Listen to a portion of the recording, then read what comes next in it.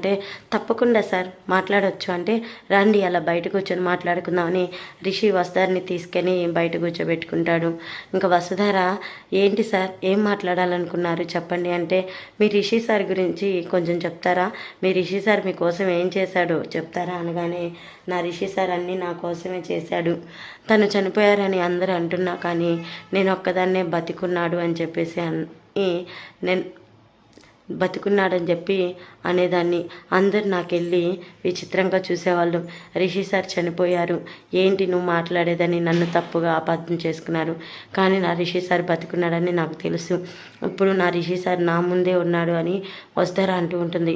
ఆ మాటలకి రంగా షాక్ అయ్యి ఏంటి మేడం మళ్ళీ మొదటికి వచ్చారు, నేను మీ రిషి సార్ని కాదు కాదు అని చెప్తే మీరు మళ్ళీ నా రిషి సార్ అని నా వెంట ఎందుకు పడుతున్నారు చెప్పండి మేడం అని చెప్పి ఇంకా రంగా అంటుంటాడు.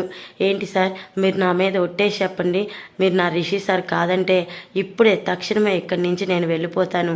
మీరు నా రిషి సార్ కాదా, మీరు నా రిషి సార్ అని నాకు నమ్మకం ఉంది, ఆ నమ్మకంతోనే నేను మీరు నా రిషి సార్ అని చెప్పేసి నమ్ముతున్నాను అని చెప్పగానే రిషి అయితే ఆలోచిస్తూ ఉంటాడా, ఒట్టా అలాంటివన్నీ ఏంటో నాకు తెలియదు మేడం, నేనైతే మీ రిషి సార్ని కాదు, నా పేరు రంగా, చిన్నప్పటి నుంచి నేను మా నాయనమ్మ దగ్గరే పెరిగాను, మా నాయనమ్మ చెప్తే విన్నారు కదా అని చెప్పేసి రిషి అంటుంటాడు.